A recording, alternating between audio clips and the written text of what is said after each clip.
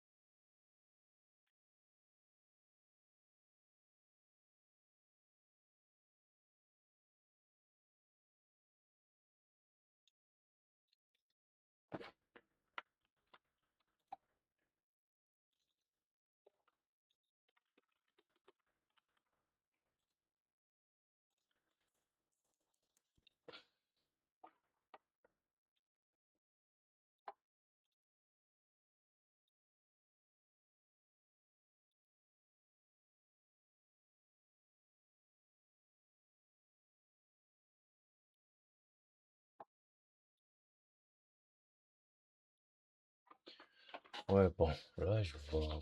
Ça, c'est quand même une différence. Bon, c'est quand même deux thèmes qu'on confond toujours. Moi, c'est que le paramètre, c'est lorsque tu définis ta fonction. Et les arguments, c'est lorsque tu étudies la fonction. Ce que tu passes. Donc, ici, ça serait en mode. Le paramètre, ici, ça serait x. Et maintenant, l'argument, ça serait 4. Donc, c'est quasiment ça. Donc, x, ici, c'est le paramètre de la fonction. Et 4 comme ici ils ont dit signe, c'est l'argument qui est passé pour utiliser dans la fonction. Donc c'est deux thèmes parfois qu'on confond.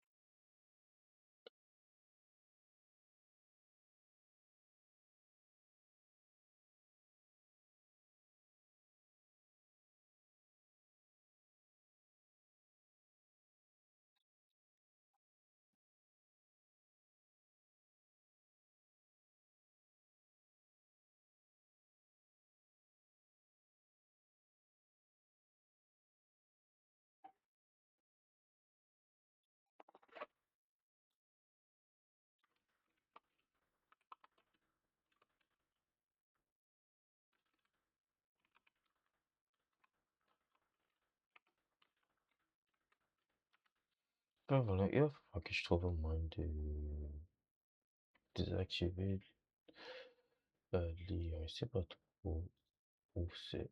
Parce que, je sais pas, je me dis, présentement, c'est pas un truc idéal pour moi, ça, je dirais donc. Je sais pas.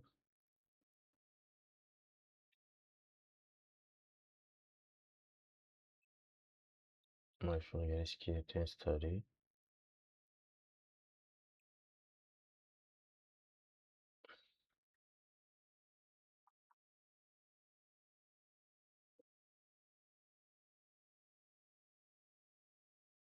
Ah, moi, j'ai l'impression que c'est dans l'idée, c'est pas,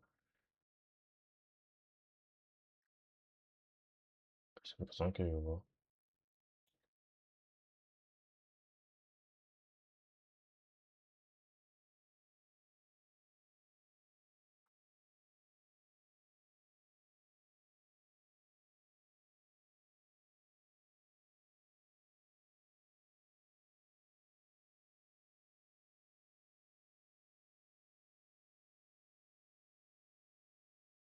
Ah, je sais pas, je vois pas.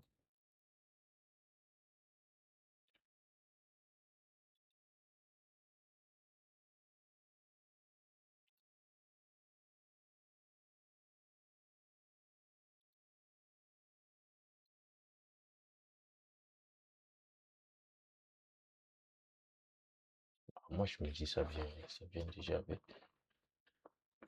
Ah, mais bon, c'est juste, présentement, ici en mode, je préfère d'abord essayer de faire ma manière avant de voir si je pourrais maintenant utiliser autocomplete parce que là, c'est ça, c'est la partie qui m'énerve le plus. C'est comme si, bon, c'est déjà là, ça nous oblige. Donc,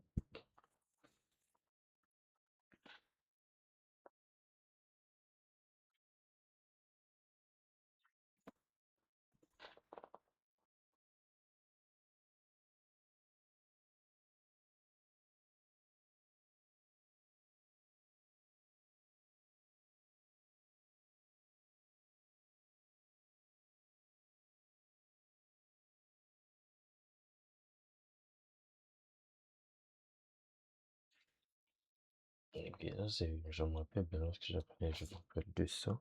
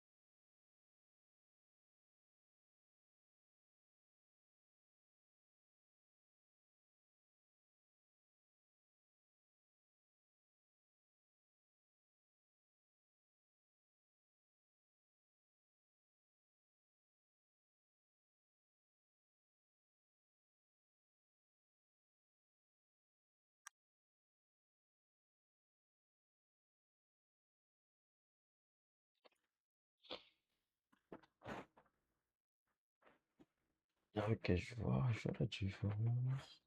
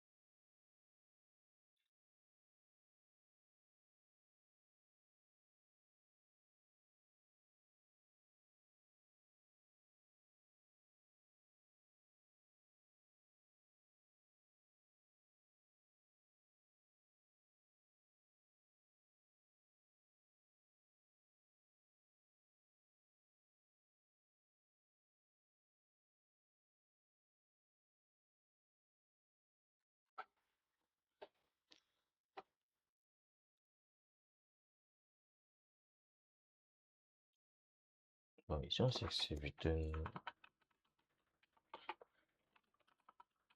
result. Maintenant c'est ici. Ici ça dit quoi? Update a p variable with a some.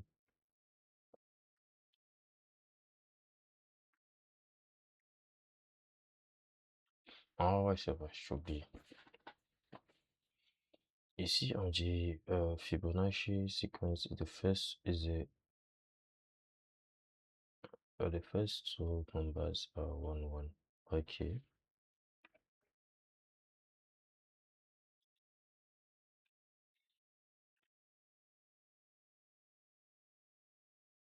Ouais, ouais, ok. On va juste mettre un. Ok, et puis maintenant on dit an each sequence number is the sum of the previous.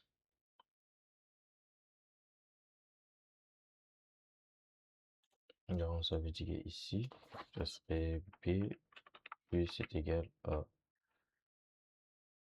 A. Ok, à A, je pense. Maintenant, on dit restore the old value of B.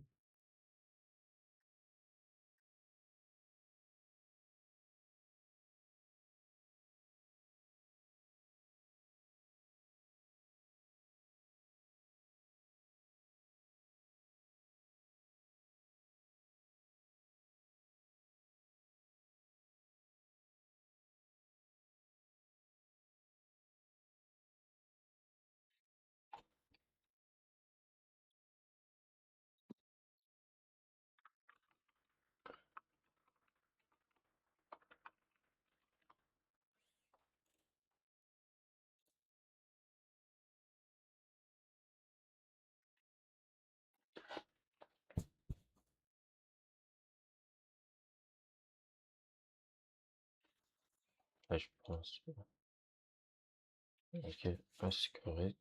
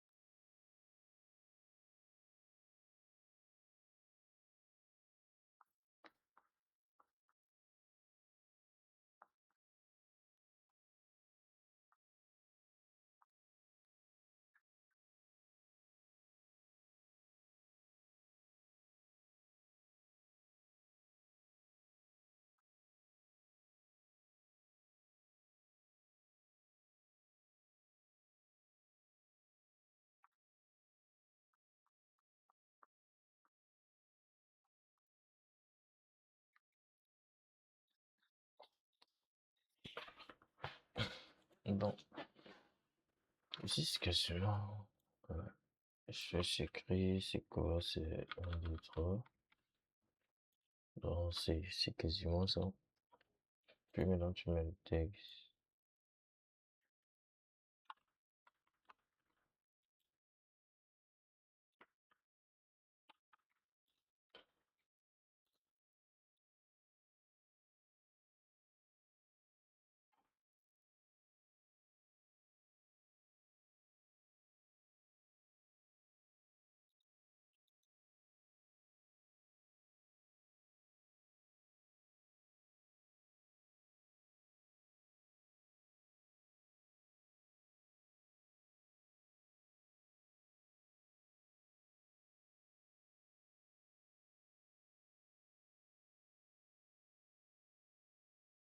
Bon, followed by black a blank line.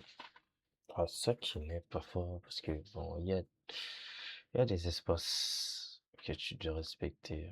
Bon, c'est un peu ça.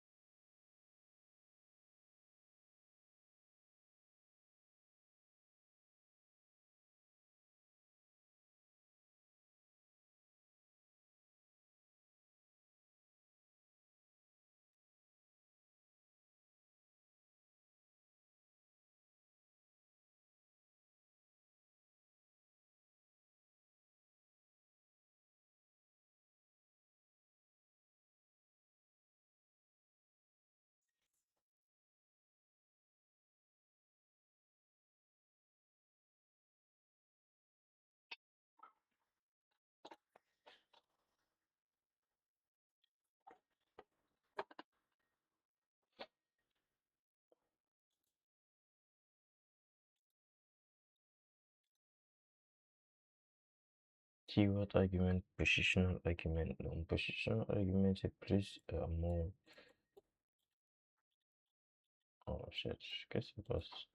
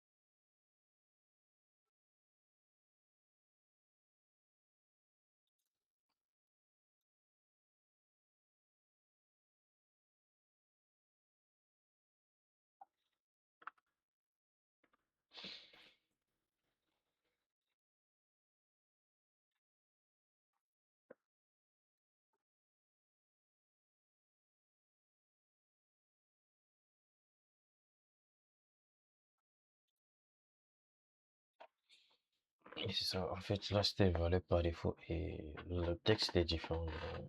Mais ce qui est sûr, c'est que ceci, ce n'est pas, ça, c'est un positional argument. Donc, ça doit toujours être là parce que je peux pas mettre ça avant ça. Non, c'est un peu ça. Soit je précise que faute est égal à ça et l'ordre maintenant. Et je pense que l'ordre doit toujours compter parce que le premier, il y a pas seulement un keyword argument, mais il y a d'autres. Donc, savons pas quel, sauf s'il n'est pas précisé comme keyword argument. Vu que ici, on a ça, bon, automatiquement, ça sera le premier.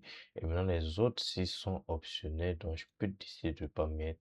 Mais c'est juste que le texte était différent. Donc, ça veut dire que ça, le texte est même, je peux laisser. Ça, vu que le texte est différent, là, je mets, j'ajoute.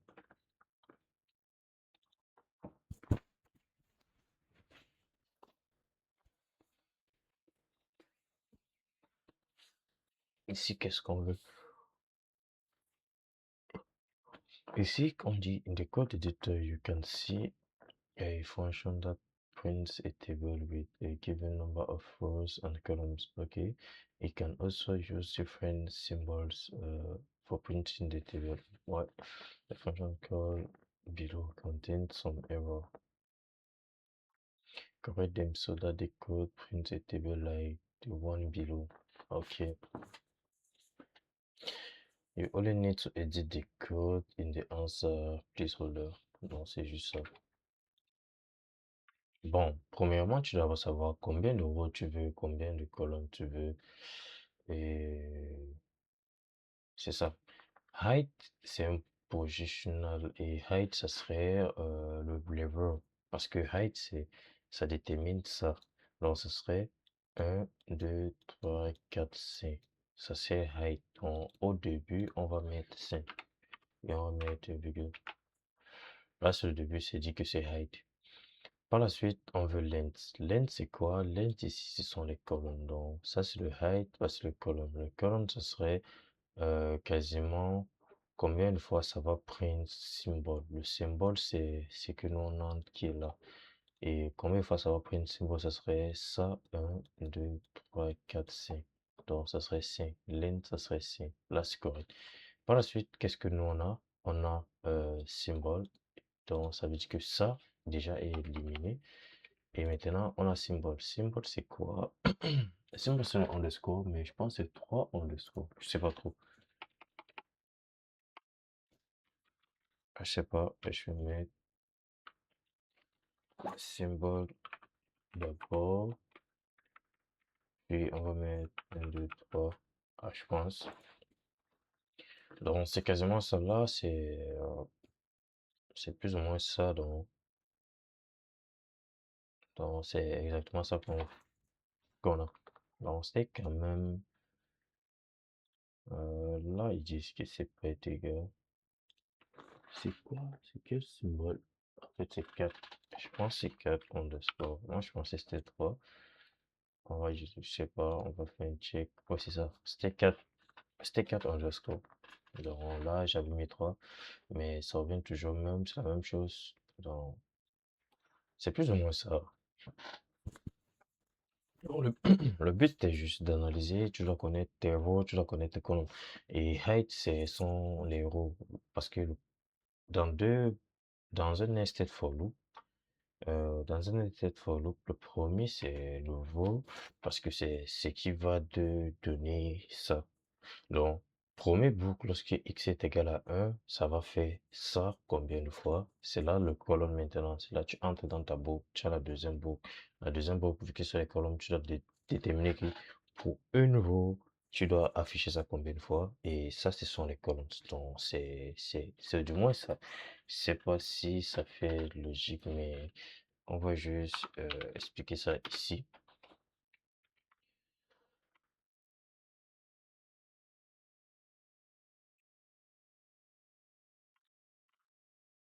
Mais non. Ah, ok.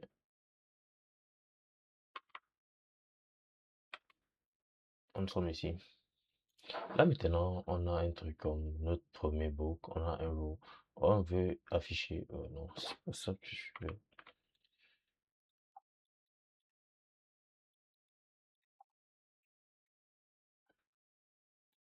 Là, on veut afficher, ça serait un 2 3 4 c'est ça. Et maintenant, c'est un 2 3 4 5 six. Là, c'est quasiment ça. Maintenant, tu as une boucle. Tu as une boucle. Tu veux représenter ça. Tu as une boucle. Et, et c'est quasiment ça. Ça va dépendre des chiffres que tu veux représenter. Mais on va prendre ça comme ça serait un bleu. On va prendre ça. Ce serait peut-être le point qu'on veut représenter là. Je sais pas. On va juste dire, on va afficher le point pour que ce soit comme ça. Le chiffre, là, c'était juste pour montrer combien de trucs. Maintenant, qu'est-ce que l'on veut? Nous, on veut savoir c'est quoi, comment on veut afficher. Mais la façon qu'on va afficher ça, vu que c'est une matrix, un peu comme une matrix, qu'est-ce qu'on veut? On veut deux boucles. La première boucle, ça serait te dit, ça serait un for qui te dit for I in range. Maintenant, le range, ça serait la taille. La taille, c'est toujours de 0 à la taille, mais la taille est inclusive, est exclusive, pardon. Donc, ça serait peut-être de 0 à 4. Là, c'est de 0 à 4. 4 est exclusif. Donc, si tu vas faire la taille de ce que tu veux. Maintenant, ici, j'ai dit 4, mais c'est pas 4 parce que 4, c'est sur le colonne. Donc, premier bloc, ça serait pour notre row. Ça serait la taille, height. Maintenant, qu'est-ce qu'on veut? On veut combien? On veut un 2 3 4 5 six. On veut 6. Donc, ça serait, vu que ça commence à un, donc ça serait jusqu'à 6 parce que i ici, ça va commencer de 0 à un à 6 et 6 ne serait pas inclus. Donc, ça va quasiment faire que ça va prendre 0 1 2 3 4 5. Donc, c'est ça qu'on a dit. Là, c'est ça. Maintenant, lorsque i est 0, qu'est-ce que l'on veut? On veut que lorsque i est 0, tu nous affiches les points ici 4 fois. C'est la raison pour laquelle tu as besoin d'une boucle pour faire une répétition. Donc, c'est un peu ça. Et puis maintenant, on va faire for. Ici, on va maintenant faire J in range. Maintenant, tu vas afficher 4 fois. Comme on dit, c'est toujours des 0 à 4, donc ce serait toujours quasiment 4. Donc, c'est ça. Maintenant, on dit pour 0, tu nous affiches ça 4 fois. C'est la raison pour laquelle tu vas peut-être faire un print de l'étoile, quelque chose comme ça. Et ça va se répéter 4 fois. Maintenant, nous sommes ici. Là, lorsque c'est 0, qu'est-ce que ça fait? Lorsque c'est 0 ici, lorsque J est 0, qu'est-ce que ça fait? Ça va venir ici, ça va print ici, et puis ça va increment, ça va print là, et puis ça va increment, ça va print là, et puis ça va increment, ça va print là, et tu vas voir, ça va dépasser, ça va sortir de la boucle, et ça va revenir ici, et maintenant I serait quoi? 1. Maintenant, lorsque 1 est là, ça descend, ça dit, pour maintenant, nous sommes ici. Pour 1, qu'est-ce que tu fais? Tu fais la même chose. Donc, ça serait toujours I, J serait 0, ça va venir, ça va print ici, ainsi de suite. Donc, c'est ça. Mais le problème, c'est que tu dois préciser, je sais pas, next time. Quelque chose comme ça. Pour que lorsque tu finis ici, qu'est-ce que tu fais? Tu pars à la prochaine ligne avant de recommencer. Parce que si tu finis ici et tu ne mets rien, ça va continuer et ça va aller jusqu'à la fin. Le but, c'est que lorsque tu as fini le row, tu descends au prochain row. Donc, c'est ça. C'est pour ça qu'on doit faire un print de peut-être l'espace ou bien un print de next line. Au pire, parce qu'on ne peut pas faire next line ici parce que ici, à chaque fois que ça va print l'étoile, ça va partir à next line. On veut que ça print tous les étoiles pour le row, puis ça passe sur next line. Donc, c'est quasiment l'explication de la nested loop. Donc, c'est plus ça.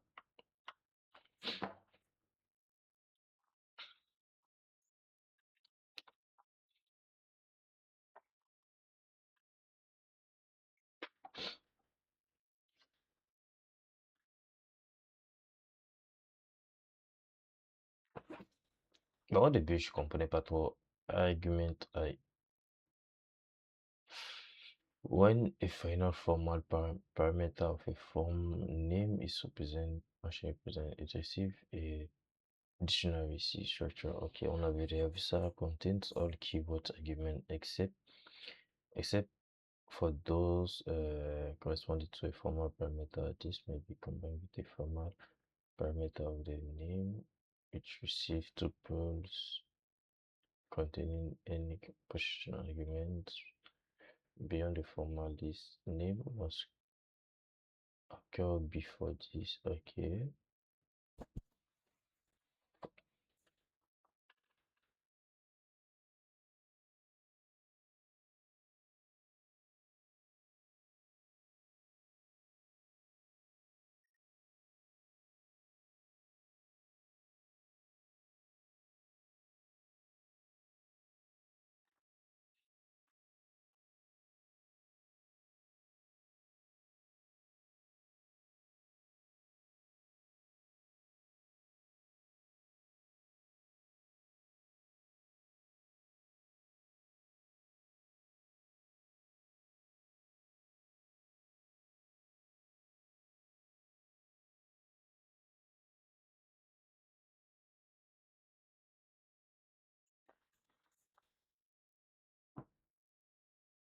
Ah, ok, je vois.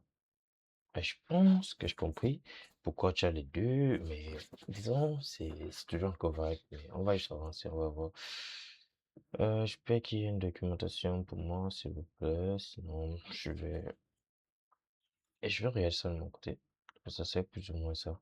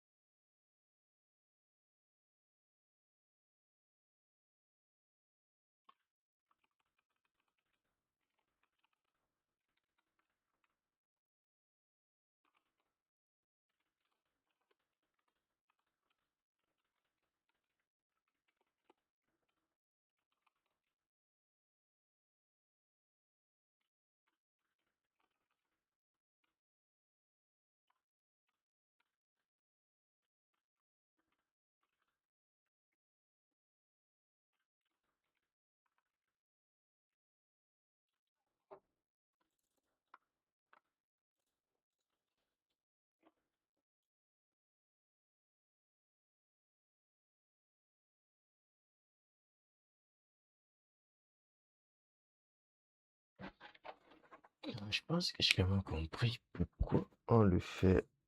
Mais c'est juste la syntaxe. En fait, j'étais pas vraiment familier parce que c'est la première fois que je regarde ça. Mais bien sûr, j'ai compris. euh, pourquoi on le fait.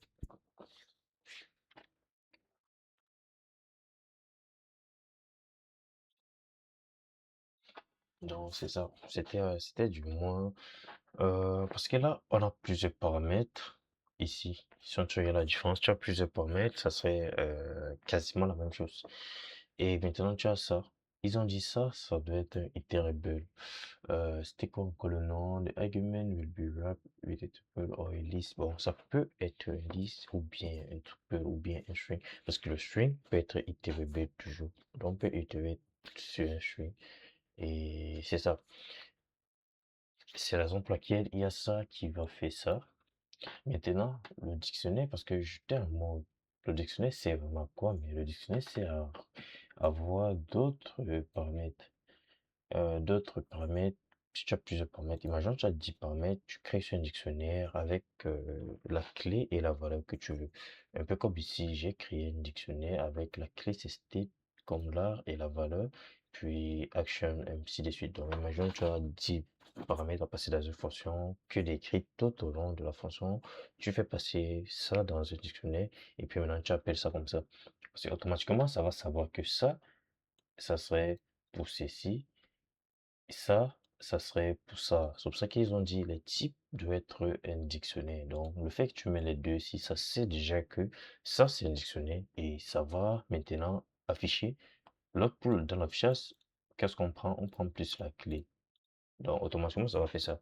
Maintenant, ici, c'est quasiment une boucle sur la liste. Donc, c'est du moins ce que j'ai appris aujourd'hui. C'était le premier truc que j'ai appris et je pense que je vais juste demander à GPT de me générer un...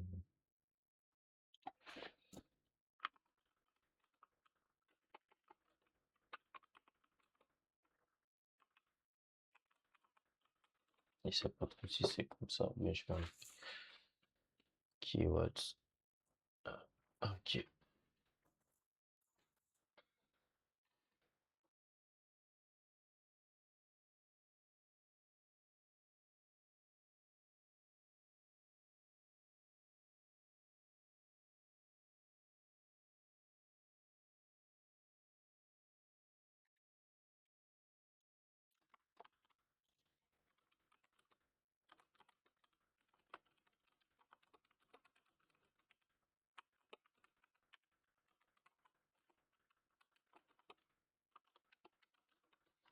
Ah, je comprends maintenant.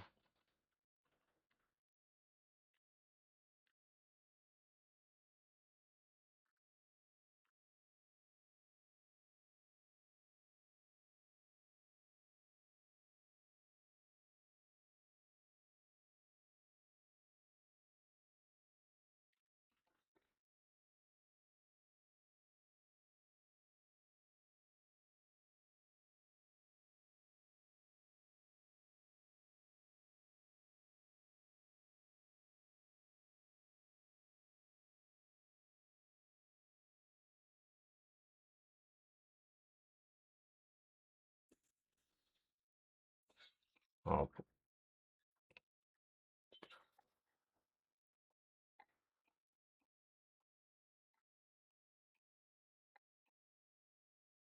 fait, je viens de comprendre la différence, c'est ça, la différence.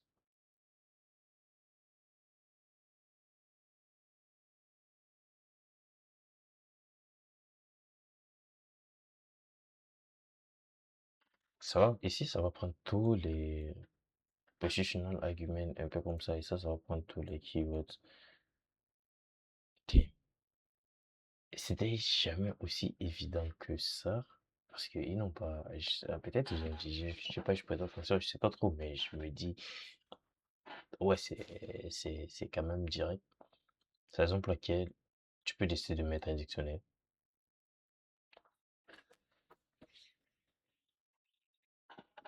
Ok, c'est bon. Ah, je comprends maintenant, je vois maintenant la différence.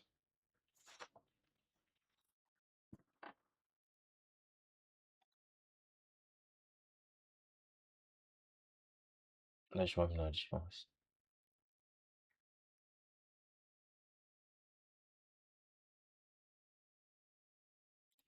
Bon, on fait la dernière partie et puis on arrête, on s'est dit à demain. Genre, ça serait plus. Mon objectif, c'est finir ça avant Noël. J'espère finir ça avant Noël. Comme ça, je peux tomber directement sur le projet enchaîné jusqu'à l'année prochaine. Et si on recommence l'invention, on recommence ce qui est le plan, on recommence un peu de tout. Je sais pas, mais j'ai quelques idées en tête à mettre en place, des principes, aussi une structure et aussi le pourquoi. Donc, j'ai plein de trucs. On espère seulement que tout va bien se passer. Donc, du moins, c'est ça.